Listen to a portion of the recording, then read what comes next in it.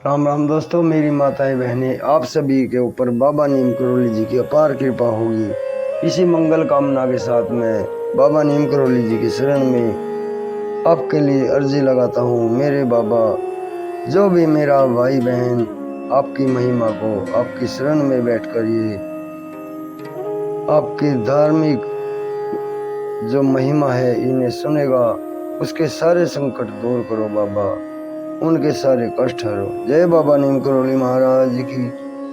दोस्तों और मेरी माताएं बहनें, आज मैं आपको एक आचार्य जी की लिखी हुई एक किताब है, व्यक्तिगत विकास।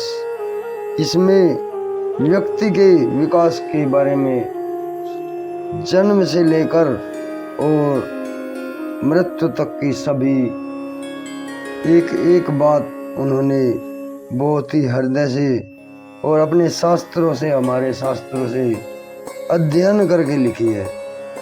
तो इसे पूरा सुने मेरे भाई। इस किताब में ये 4-5 भाग है। मैं आज इन्हें मैं आपको रोज सुनाऊंगा। तो भाग 1 है, प्रथम भाग सुनाता हूँ आज मैं आपको। आचार्य का नाम है स्वामी देवव्रत, नाम है आचार्य जी का, और इनके लिखे हुए है ये पुस्तक व्यक्तिगत विकास। पहला भाग। व्यक्तित्व में कुछ गुण तो जन्मजात होते हैं, जिन्हें हम शील गुण भी कह सकते हैं। कुछ गुणों का प्रयत्न द्वारा विकास किया जाता है। सामान्यतः व्यक्ति के गुण, वे गुण जो दूसरों को प्रभावित करें, उन्हें व्यक्तित्व वाले गुण कहा जाता है। अंग्रेजी भाषा में इसे पर्सनैलिटी कहते हैं, जिसकी व्युत्पत्ति लैटिन शब्द पर्सन से हुई है। इसका अर्थ मुखौटा होता है।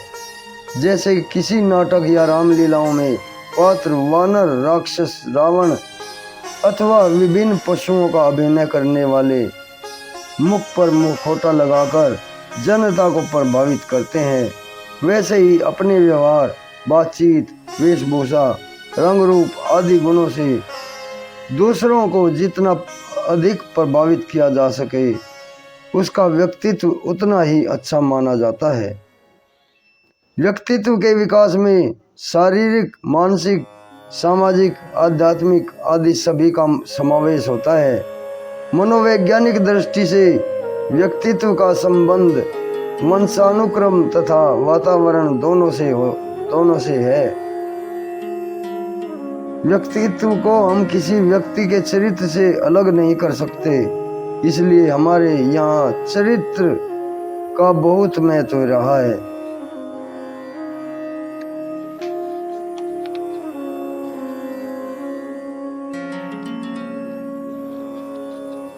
आपातकाल में धैर्य को धारण करना,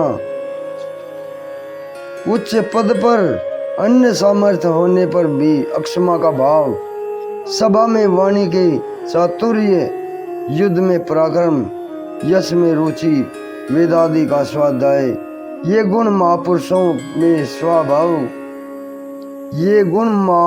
में स्वभावतः ही होते हैं। इन पर क्रम से विचार करना उचित होगा।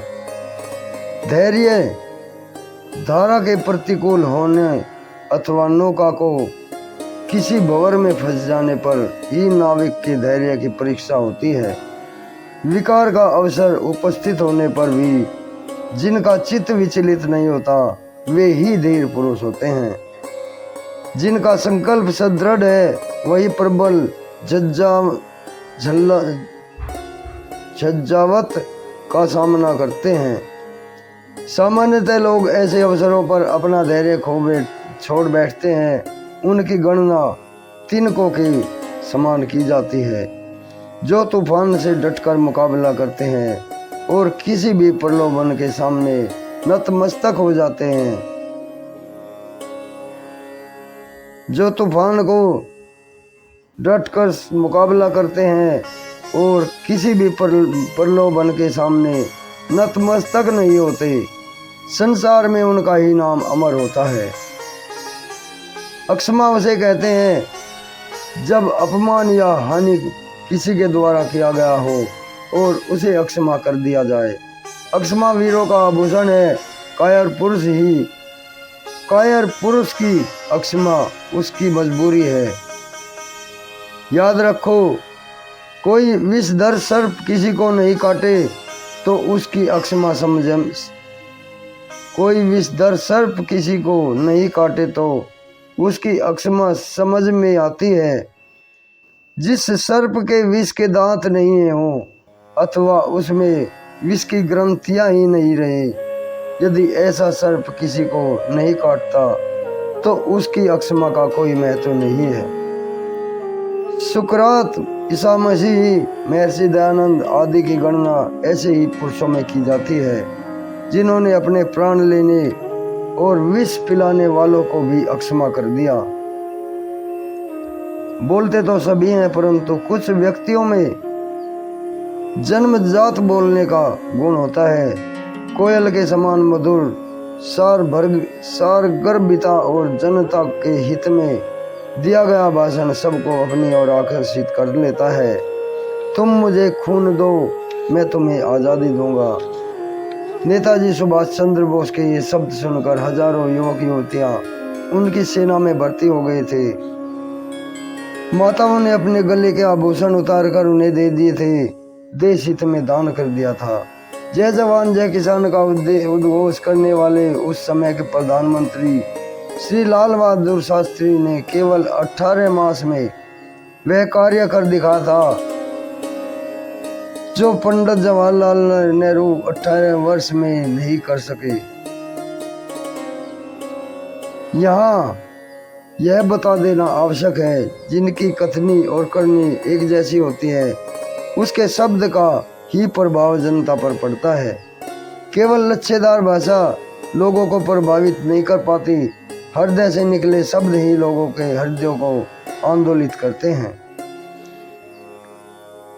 विश्व भर में ऐसे शूरवीरों की शौर्य गाथा सुनी जाती है जिन्होंने राष्ट्र पर संकट आने पर हंसते हंसते प्राणों की बाजी लगा दी। लोग उनकी मूर्तियों पर पुष्प अर्पित करते हैं और अपने भाग्य को धन्य मानते हैं।